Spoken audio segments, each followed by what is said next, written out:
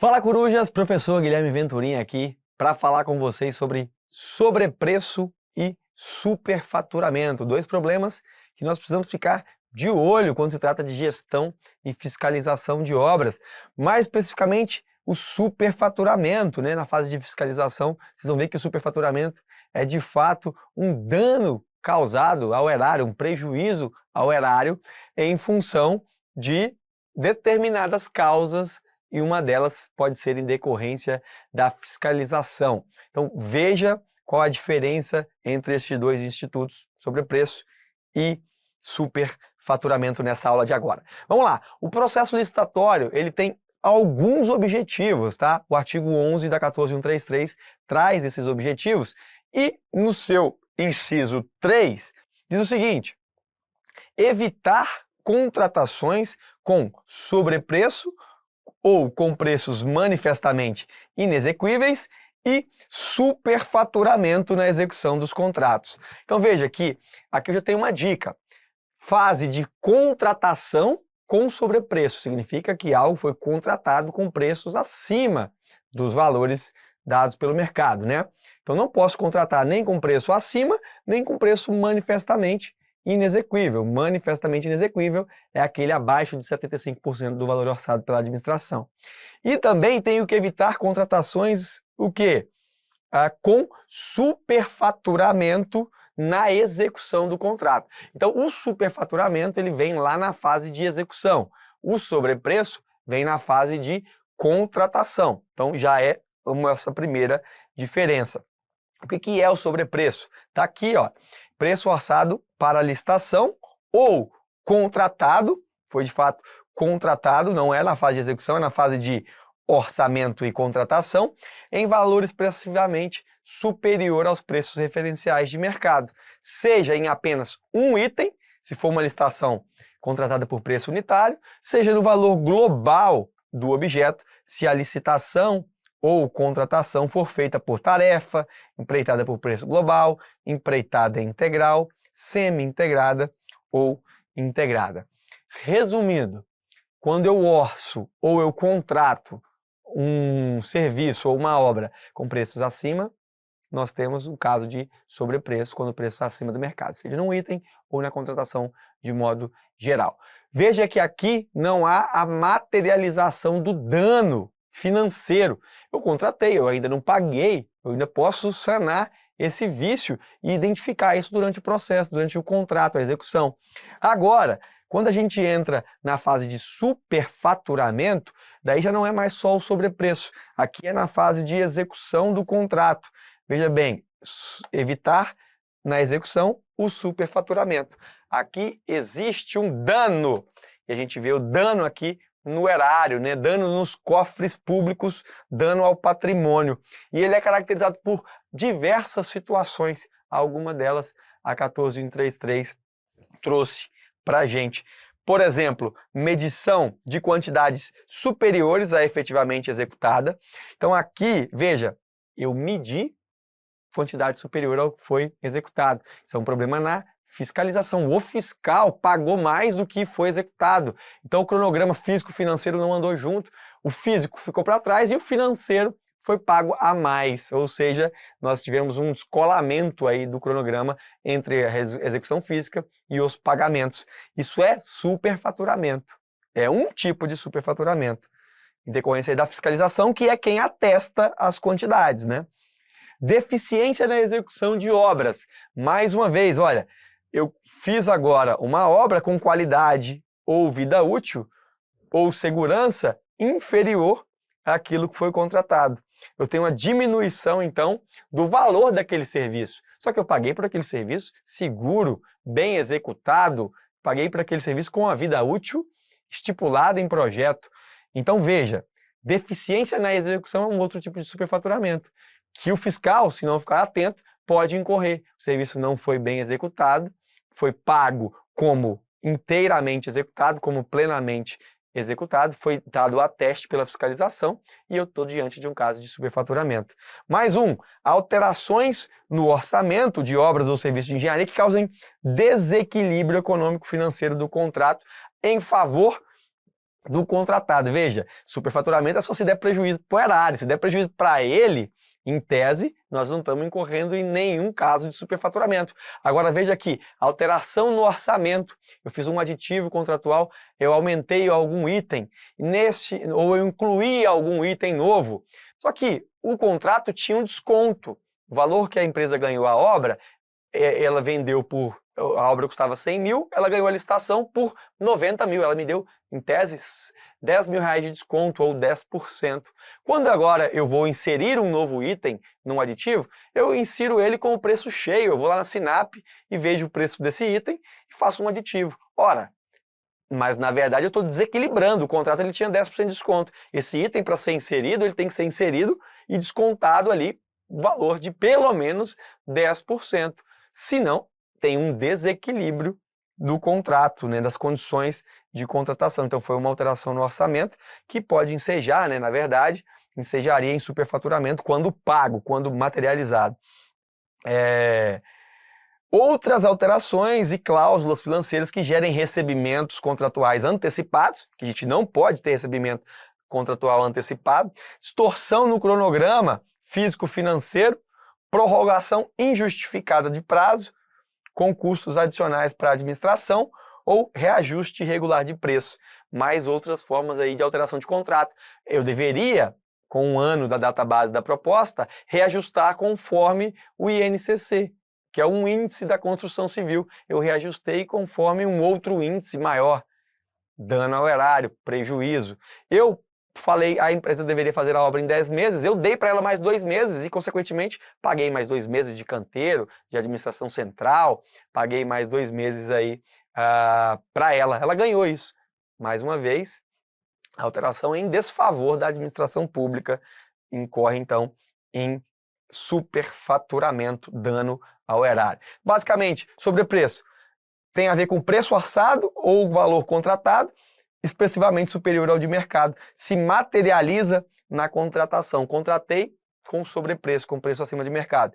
O superfaturamento é o dano ao patrimônio, se materializa quando ele executa, né? Na verdade aqui é a execução, eu até diria a execução e o pagamento, né?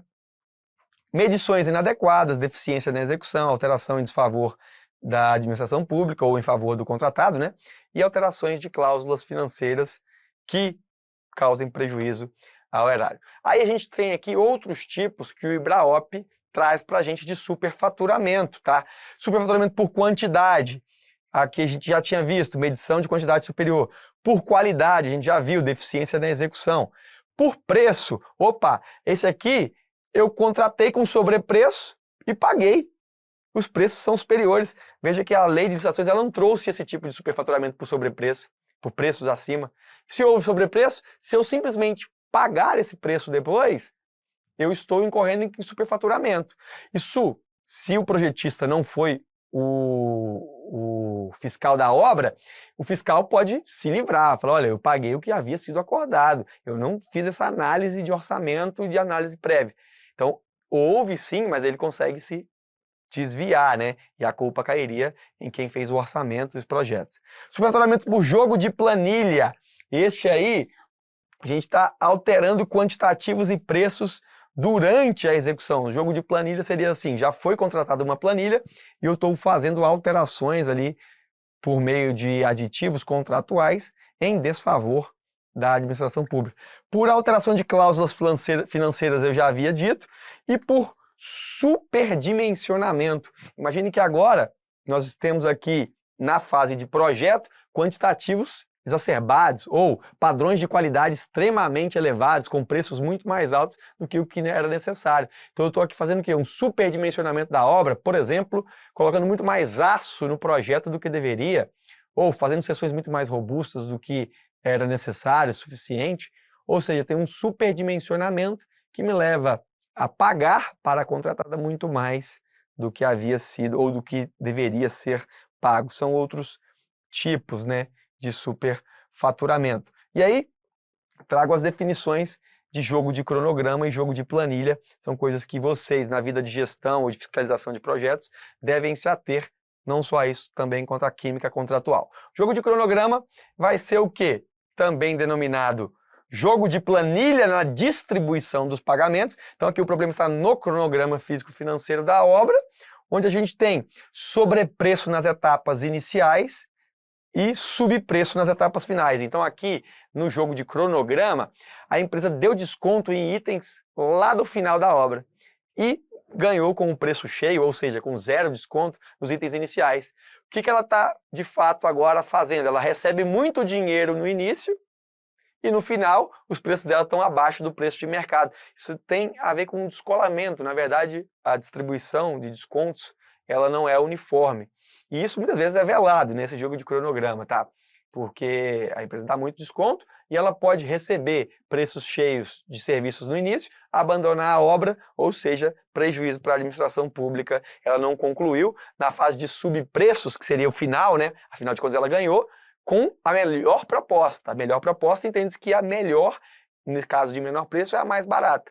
Só que ela ganhou todo o dinheiro que ela deveria ganhar no início, abandonou a obra no final, e aí, pronto. Problemas, né, com base no jogo de cronograma, descolamento da execução, descolamento do cronograma físico-financeiro, não condiz com a realidade, né, do contrato. E o jogo de planilha? Veja, agora aqui, jogo de cronograma e o jogo de planilha, quando a gente faz aditivos, né, muda o contrato, modificando a planilha em favor do contratado. A gente muda a diferença percentual, por exemplo, em vantagem da contratada. Como eu disse, se ela deu 10% de desconto nos meus serviços em média, eu não posso acrescentar itens com preços sem nenhum desconto. Do contrário, eu estou jogando em desfavor, estou reduzindo a margem de vantagem que ela inicialmente havia dado, que é a margem de desconto para a administração. Maravilha? Vamos, então, aqui agora rapidamente entender o que se vê como jogo de planilha, né? Rompimento do equilíbrio econômico-financeiro, traduzido aqui do manual do TCU. De que forma? Ou acréscimo de quantidades de itens com sobrepreço. Então aqui eu aumentei, o item já era sobrepreço, eu fui lá e aumentei as quantidades. Ou eu retiro, né, decréscimo ou supressão de itens com subpreço. Ah, eu vou fazer então, ela não vai abandonar a obra, só que agora, quando está estiver no final, ela sabe que aquele serviço ela nem vai executar, a gente tira ele do contrato, a gente suprime, né, faz a supressão ou decréscimo dos quantitativos. Olha só para você ver, já ganhou bastante dinheiro, já ganhou a licitação. A alteração de preços originais por meio de aditivo. Quando a gente for fazer o reequilíbrio da obra, né, eu faço alterações em desfavor da administração. Existe o reequilíbrio previsto e legislado. Aqui nós estamos falando prejuízo em desfavor da administração, como por exemplo uma etapa que eu estava para executar, deixei para executar depois para ter havido ali naquela parcela de obra, eu não segui o cronograma físico-financeiro, deixei para depois, para pegar esse valor reajustado, porque já estava quase fazendo um ano do meu contrato, então eu teria um reajuste.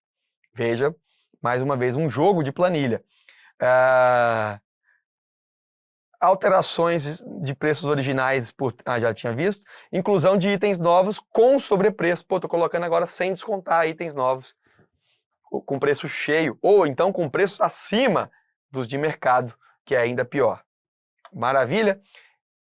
Finalizado isso, a gente tem uma coisa que é o pagamento por química, ou que a gente chama de química contratual. Isso aqui é mais comum do que qualquer ser humano imagina. E não pode, configuraria crime. Que é o quê? A química contratual. Eu, por exemplo, ao invés de seguir procedimento, preciso fazer um serviço a mais e tem alguns serviços ali que não precisam ser executados. Eu, ao invés de tirar os serviços não executados do meu contrato, através de supressão ou redução, e acrescentar os novos itens ou aumentar quantitativos que foram insuficientes, o que eu faço com a contratada? Olha, faz isso para mim, faz esse piso do banheiro para mim que eu preciso dele, mas não foi contratado. Só que aquela parte do telhado lá que a gente tinha previsto para trocar, não vai precisar trocar não. Quanto que vai valer? Ah, aquilo lá vale uns 10 mil. Esses 10 mil você pega e troca o piso. Isso é química contratual. Estou pagando um serviço com outro. Eu estou pagando um serviço que não estava previsto com algo que era previsto, mas que não vai ser executado. Basicamente é isso, pagamento de um serviço em prol da realização de outro. Pago um com dinheiro de outro. Isso dá problema por quê? Imagine que depois ninguém identifique isso, você é fiscal, você acobertou esse problema, resolveu ali, solucionou o problema na época, só que daqui a 1 mês, 6 meses, o piso solta. E como é que você cobra a garantia por serviços de má qualidade? Na verdade, é contratada para ela, aquilo sequer existiu. Para fins de regularidade, aquele serviço de piso nunca existiu. O que existiu foi o serviço de telha, que deveria ser pago e não foi feito. Então isso para fiscalização dá um puta trabalho lá na frente, principalmente quando nós temos aí auditorias, né, e casos de acionamento de garantia. Isso é um grande problema.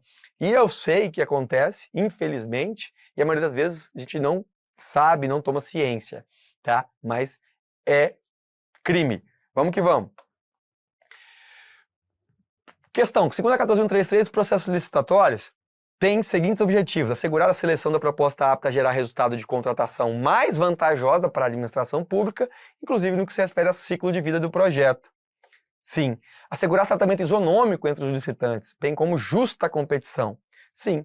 Evitar contratações com sobrepreço ou com preços manifestamente inexequíveis. E evitar também superfaturamento na execução dos contratos, correto? Incentivar a inovação e desenvolvimento nacional sustentável. Salvo engano, esse é o artigo 11, transcrito aqui nessa questão da IGEDUC. Portanto, correto. Mesmo as obras licitadas com critérios de aceitabilidade de preços unitários e com projetos básicos bem elaborados, ainda estão sujeitas ao surgimento de pois ainda é possível desbalancear a planilha orçamentária. Um exemplo é a oferta de proposta de preços com o denominado X. Por meio desse artifício, todos os preços unitários propostos encontram-se abaixo dos previstos pela administração. No entanto, os preços dos serviços iniciais da obra são cotados X em relação ao orçamento básico, enquanto os preços dos serviços restantes são cotados com reduções expressivas. O que nós estamos falando aqui? De jogo de planilha, né? E não jogo... inclusive jogo de planilha, jogo de cronograma e jogo com descontos. A gente tem que preencher as lacunas. Veja, mesmo com obras iniciais, obras licitadas com aceitabilidade de preços unitários e com projetos básicos bem elaborados, ainda estão sujeitos ao surgimento de jogo de planilha, pois ainda é possível desbalancear a planilha orçamentária. Um exemplo é a oferta de uma proposta de preços com o denominado jogo de cronograma, que na verdade é um jogo de planilha com cronograma, né? Por meio desse artifício, todos os preços unitários propostos encontram-se abaixo do previsto. No entanto, preços dos serviços iniciais da obra são cotados com descontos reduzidos, com pouco desconto em relação ao orçamento base, enquanto o preço de serviços restantes são cotados com reduções expressivas. Essas reduções expressivas é que fazem o cara ganhar, porque o preço dele, em média, fica mais abaixo. Então aqui a lógica não é jogo de cronograma, superfaturamento, nem jogo de planilha. Desculpa, jogo de planilha, mas não é parcelamento. Nós temos aqui jogo de planilha, jogo de cronograma e descontos reduzidos nos itens iniciais e reduções expressivas nos itens finais, gabarito letra A. Antes do início da execução de um aterro, durante a construção de um complexo de edifícios, o fiscal da obra refez o levantamento topográfico e alguns ensaios no solo existente. Após o trabalho de campo, o engenheiro fiscal constatou que o nível real do terreno primitivo estava 2 metros acima do previsto em projeto e que a jazida de solo prevista para fornecer material de aterro, apesar de atender a todas as características exigidas do projeto, possuía teor de umidade bem abaixo do teor de umidade ótima. Com base nessas informações, julgo o item a seguir. Se a execução do aterro ocorrer sem a correção do erro topográfico constatado pela fiscalização, o erro na medição acarretará em serviço superfaturado. Então veja aqui, ele executou o aterro, só que estava 2 metros acima do previsto. Sem correção do erro topográfico, foi pago tudo que foi medido, né? Não deveria, neste caso aqui. O erro na medição acarretará em serviço superfaturado, ou aqui um caso de superfaturamento. Tá correto. Maravilha? Aqui, então, só para a gente revisar aqui, recapitular, que até eu li e fiquei em dúvida. Após o trabalho de campo, o fiscal constatou que o nível real do terreno original estava 2 metros acima. Então, ou seja, ele tinha 2 metros a mais do que o previsto. A menos, né? Ia executar 2 metros a menos. Porque era um aterro, mas o nível do terreno estava 2 metros acima do previsto. Se ele continuar e pagar tudo, deveria descontar esse valor que estava acima do previsto, né? Ou seja, quantidade menor de aterro. Se ele pagou, vai ter um erro de medição, superfaturamento de quantidades aqui. O engenheiro recebeu orçamento na obra de construção de um prédio público para analisar se havia sobrepreço em algum serviço. Com pouco tempo disponível para sua análise, ele adotou o princípio de Pareto na escolha dos serviços que teriam suas composições denominadas com um maior rigor e, além disso, solicitou a cotação de preços e insumos não previstos no SINAP, adotados pelo orçamentista, bem como as condições de fornecimento constantes na consulta. A respeito dos procedimentos adotados na situação hipotética, julgue o item a seguir. O cuidado do engenheiro na análise do sobrepreço em obras públicas é importante, pois caso esses valores sejam pagos durante a execução, ficará caracterizado superfaturamento. Ele agiu muito bem e para evitar superfaturamento, exatamente. Porque se não tem sobrepreço, pelo menos o superfaturamento de preços não terá. Pode haver outro na execução, de qualidade insatisfatória, de medições acima do que foi executado, mas não há aquele em decorrência do sobrepreço. O superfaturamento definido na Lei 14.133, que trata das licitações e contratos, é caracterizado pelo dano provocado ao patrimônio, definindo, entre outras situações, por, veja, medições de quantidades superiores às efetivamente executadas, certo? Superfaturamento. Deficiência na execução de obras e serviços que resultem em diminuição da qualidade de vida útil ou segurança, superfaturamento. Alterações no orçamento de obras e serviços que causem desequilíbrio econômico-financeiro em favor do contratado ou em desfavor da administração, correto? Superfaturamento. Outras alterações de cláusulas que gerem recebimentos contratuais antecipados, distorção de cronograma físico-financeiro, prorrogação injustificada de prazo contratual com custo adicional para a administração ou reajuste irregular de preços. Tá aí mais um caso, todos eles de superfaturamento materializado. Maravilha? Espero que tenham gostado. Essa foi a nossa aula de sobrepreço e superfaturamento. Fique de olho para não incorrer em nenhum desses erros. Um abraço e bola para frente.